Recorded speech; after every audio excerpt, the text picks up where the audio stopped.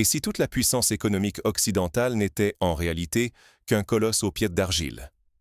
Comment expliquer que les nations les plus riches et les plus avancées technologiquement aient pu être humiliées sur le plan militaire par un pays longtemps considéré comme faible, dépassé et voué à l'échec? Ce que nous vivons aujourd'hui n'est pas simplement une série de revers sur le champ de bataille.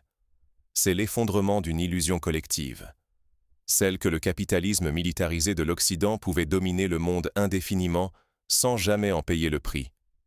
Malgré des investissements colossaux, des arsenaux sophistiqués et des industries à la pointe, les pays occidentaux ne parviennent plus à soutenir un conflit prolongé contre la Russie. À mesure que la guerre s'enlise, la supériorité technologique de l'OTAN s'avère impuissante face à la réalité industrielle brutale. La Russie produit plus vite et avec moins de ressources. L'Ukraine, quant à elle, lance des appels désespérés pour obtenir des munitions. Mais derrière cette pénurie se cache le symptôme d'un malaise bien plus profond qui touche l'ensemble du modèle économique occidental. Ce n'est pas le manque d'argent qui bloque les chaînes de production occidentales, mais une fragilité structurelle née de décennies de dérégulation, d'externalisation et de privatisation.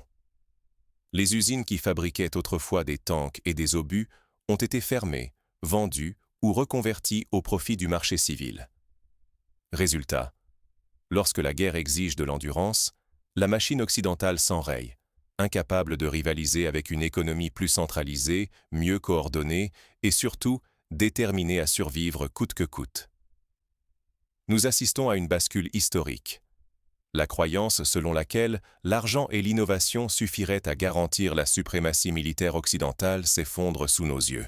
Et si cette réalité n'est pas comprise, l'Occident ne risque pas seulement de perdre de l'influence ou du prestige, il risque de voir toute sa puissance s'évaporer, et avec elle, la confiance de ses citoyens en l'avenir.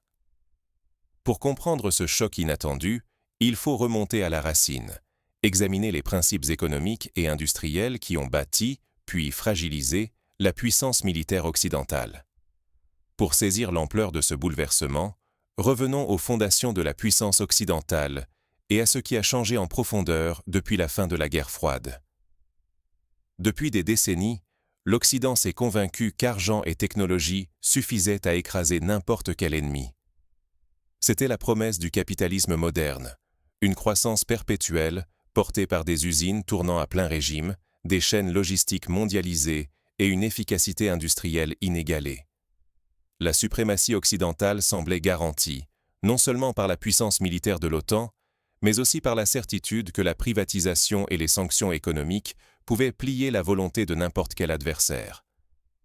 Tout reposait sur une idée simple: produire moins cher, plus vite, plus loin. Les industries de défense, autrefois le cœur battant des nations, ont été délocalisées, externalisées, rationalisées pour maximiser les profits des actionnaires.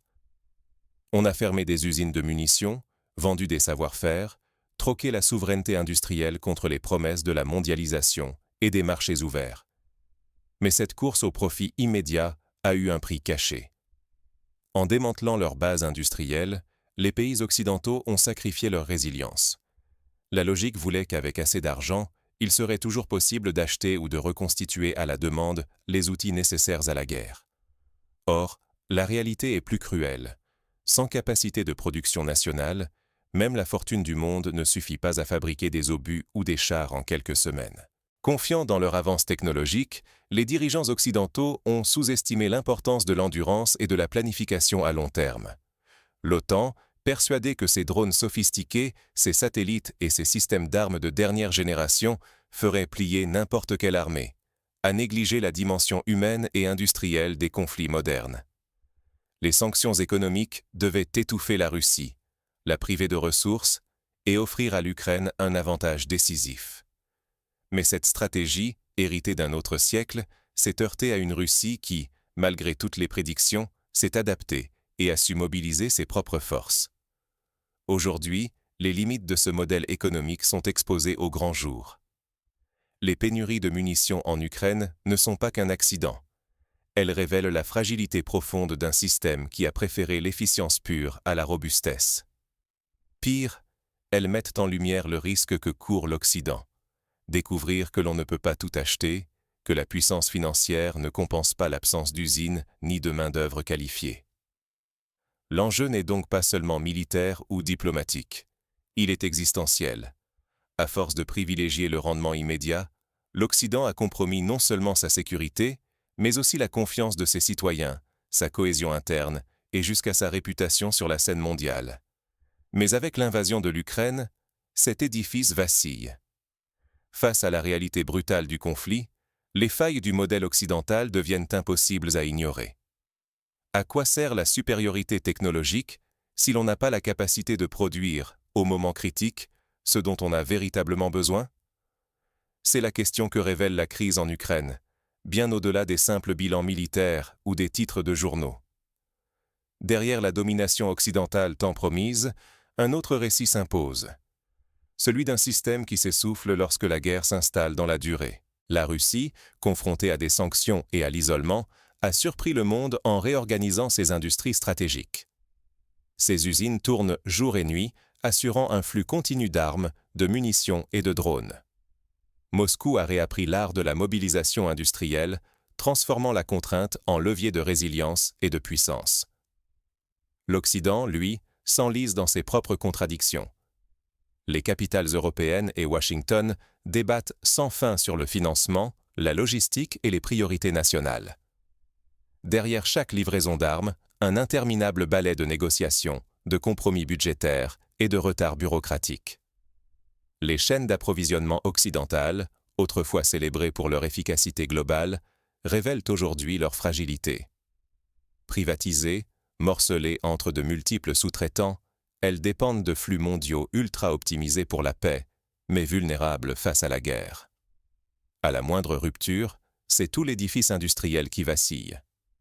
La logique des actionnaires, maximiser les profits, réduire les stocks et sous-traiter à l'étranger, passe avant la sécurité nationale. Les industriels de la défense obéissent d'abord à la bourse, pas à la nation. Résultat, l'Occident découvre avec stupeur qu'il ne fabrique plus assez de munitions pour soutenir un allié dans un conflit prolongé. Les aides militaires occidentales, annoncées en grande pompe, arrivent au compte-gouttes, freinées par une administration lourde et des intérêts divergents. Pendant ce temps, le complexe militaro-industriel russe agit d'un seul bloc, coordonnant production, transport et innovation, sans les freins de la concurrence privée. En maintenant ce modèle fragmenté, l'Occident prend un risque colossal. Manquer non seulement de munitions, mais aussi de crédibilité et d'unité. Chaque retard, chaque pénurie, chaque débat public expose une fissure supplémentaire dans le socle économique et politique de l'Alliance. Ce qui se joue ici dépasse la simple question des armes. C'est la remise en cause d'un modèle tout entier où l'intérêt commun s'efface derrière la rentabilité immédiate et le pouvoir des marchés. Pour nous tous, l'enjeu devient existentiel. Qui décidera de notre avenir, la communauté ou les actionnaires? Face à ce constat, il faut désormais s'interroger. Quelles seront les conséquences de cette crise structurelle pour l'ordre mondial et le rôle futur de l'Occident? Et si la véritable victoire de la Russie se jouait loin du champ de bataille? Sous l'effet des sanctions, Moscou n'a pas seulement résisté, elle s'est réinventée, accélérant sa marche vers l'autonomie économique et industrielle, hors de la sphère d'influence occidentale. Contrairement aux pronostics, la Russie a trouvé dans l'adversité un levier de transformation, restructuration de son économie, stratégie de substitution aux importations et multiplication des coopérations avec l'Asie, le Moyen-Orient et l'Afrique. Mais le phénomène dépasse le seul cas russe. Un nouveau bloc économique se dessine, bien au-delà du simple sigle BRICS. Il s'étend à l'Organisation de coopération de Shanghai et à d'autres alliances régionales, regroupant des nations désabusées par l'hypocrisie occidentale et en quête d'alternatives. Pour ces pays, la crise ukrainienne sonne la fin du monopole moral et économique de l'Occident, ouvrant la voie à des modèles souverains, centrés sur leurs propres intérêts stratégiques. Aujourd'hui, on assiste à un véritable basculement. De plus en plus de nations du Sud rejettent les injonctions venues de Washington, Londres ou Bruxelles. Elles préfèrent désormais la souveraineté à l'alignement idéologique et s'inspirent de l'exemple russe pour affirmer leur indépendance. Ce refus grandissant fragilise l'autorité de l'Occident sur la scène internationale.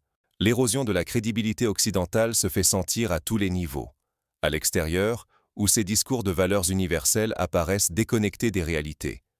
À l'intérieur, où la défiance monte face à des élites incapables de protéger l'emploi, la cohésion sociale et la souveraineté industrielle. Les citoyens constatent que l'intérêt général passe après les logiques de profit, y compris dans les moments critiques. L'enjeu est immense. Si l'Occident persiste à ignorer ces mutations, il risque l'isolement, la perte de son influence et surtout d'être dépassé par un ordre mondial multipolaire où il ne dicte plus les règles. C'est un tournant historique. Le centre de gravité du pouvoir glisse lentement, mais sûrement, vers des alliances qui ne se reconnaissent plus dans le modèle occidental. Mais alors, qu'est-ce que cette métamorphose révèle vraiment sur la nature du pouvoir et de la prospérité dans le monde qui vient? Pour comprendre ce bouleversement, il faut analyser en profondeur les leçons tirées de la crise ukrainienne et ce qu'elles annoncent pour l'avenir des sociétés et des économies occidentales. Peut-on vraiment tourner la page sans remettre en cause le système qui a permis cette situation? La tentation de refermer les yeux, de croire qu'il suffira de verser plus d'argent ou d'acheter de nouveaux armements, est grande. Mais si rien ne change en profondeur, les mêmes causes produiront les mêmes effets: vulnérabilité, fragmentation et impuissance collective. La résilience ne se construit pas sur la privatisation et la recherche du profit individuel. Elle repose au contraire sur la capacité d'une société à coordonner ses efforts, à produire ensemble et à s'adapter face à l'imprévu. L'exemple russe, aussi inconfortable soit-il à reconnaître, montre qu'une industrie maîtrisée collectivement, alliée à une planification déterminée, peut répondre aux défis de l'histoire. Dans un monde devenu instable, où les crises se succèdent, la souveraineté industrielle devient un enjeu vital. Il ne s'agit plus seulement de fabriquer des armes ou des biens stratégiques, mais de retrouver la maîtrise sur les outils de production, sur les savoir-faire et sur l'organisation du long terme. C'est la condition pour ne plus dépendre d'intérêts privés ou de chaînes logistiques fragiles, dictées par la seule logique du marché. Pourtant, rien n'est inéluctable. Les citoyens ont un rôle central à jouer dans cette transformation. Exiger des politiques publiques qui mettent l'intérêt général avant les profits de quelques-uns, c'est refuser que l'avenir économique ou militaire soit confié à des entreprises dont la seule boussole est la rentabilité. Il est temps de redonner du sens à l'action collective, de reconstruire des communs et d'imposer de nouvelles priorités au gouvernement. Repenser la place de l'économie dans la défense, mais aussi dans la société entière, signifie interroger le modèle qui a mené à la situation actuelle. Doit-on laisser la guerre, la santé, l'éducation ou les ressources énergétiques aux mains d'acteurs privés, ou retrouver un contrôle démocratique au service de la collectivité? L'enjeu est bien plus large que la seule question militaire. Il s'agit de redéfinir ce que nous voulons produire, comment et pour qui. L'issue n'est pas écrite. À chaque moment de crise, l'histoire hésite entre repli fataliste et sursaut de conscience. Ce sursaut est encore possible, mais il suppose une prise de responsabilité à tous les niveaux: individus, élus, salariés, citoyens. Refuser l'impuissance, refuser la résignation, c'est déjà agir. Car sans une réorientation profonde, le risque est réel de sombrer dans l'impuissance et de voir la défiance envers les institutions s'aggraver.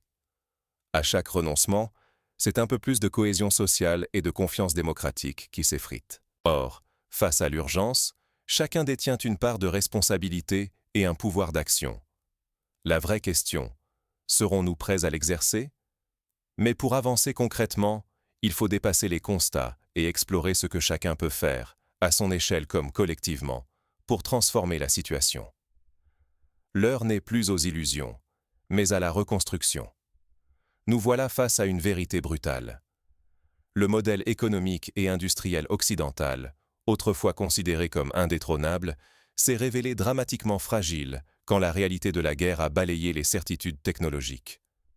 Ce n'est pas seulement une défaite militaire qui se joue, mais bien la remise en question d'un système tout entier, un capitalisme militarisé obsédé par le profit immédiat, incapable de garantir la sécurité et la cohésion sur le long terme. La Russie, souvent caricaturée comme une puissance du passé, a démontré qu'une planification centralisée, une adaptation rapide et une souveraineté industrielle assumée peuvent surpasser la prétendue supériorité de l'innovation privée, surtout lorsque l'endurance devient la clé. Dans cette nouvelle configuration, la simple accumulation de richesses ou l'accélération de la finance ne suffisent plus. Ce qui est en jeu, c'est l'avenir même de nos sociétés, la démocratie, la souveraineté et le bien-être du plus grand nombre. Persister dans l'aveuglement, c'est prendre le risque que notre destin commun soit dicté uniquement par des intérêts privés, que les citoyens perdent foi dans leurs institutions et que la fracture sociale ne cesse de grandir. Le choix est donc devant nous. Continuer à défendre un système à bout de souffle ou faire preuve de lucidité et de courage pour repenser nos fondements économiques et industriels. Ce virage exige d'abandonner les dogmes rassurants, de regarder en face les failles de la mondialisation et de retrouver le sens du collectif au service du bien commun. La reconstruction ne se fera pas sans débat, ni sans résistance, mais l'alternative, l'érosion silencieuse de notre capacité à décider pour nous-mêmes, serait bien pire. C'est maintenant, dans l'urgence et la clarté, que se joue la possibilité d'un renouveau. Sommes-nous prêts à saisir ce moment, à oser inventer une nouvelle voie pour nos sociétés ?